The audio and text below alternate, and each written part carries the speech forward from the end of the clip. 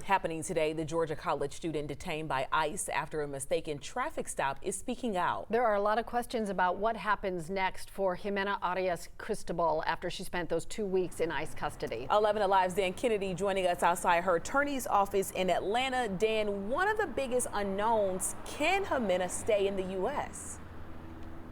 Yeah, Aisha, Cheryl, that's really the biggest lingering question in all of this. She doesn't have a clear path to stay here. She does face deportation, but when we speak to her attorney today at 5:45, when he holds that news conference behind me at his office here alongside Ximena and her family, we hope to learn a little more information, possibly about next steps.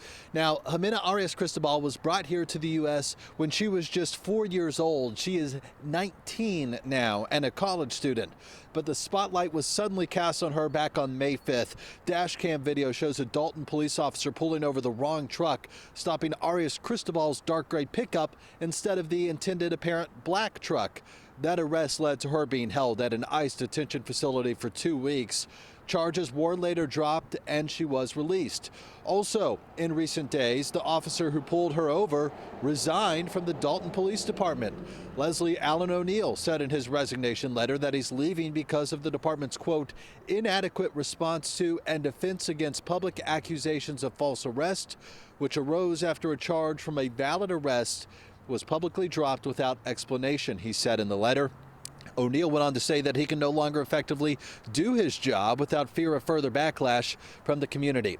Now, coming up in 30 minutes on our streaming show over on 11 Alive Plus, we will play some of our recent interview with this young woman, and you will hear about her experience in ICE detention where she was for 2 weeks. Reporting live in Atlanta, Dan Kennedy, 11 Alive News. All right, Dan, thank you. Another layer to this story. Ximena's father was also held in ICE custody after a traffic stop.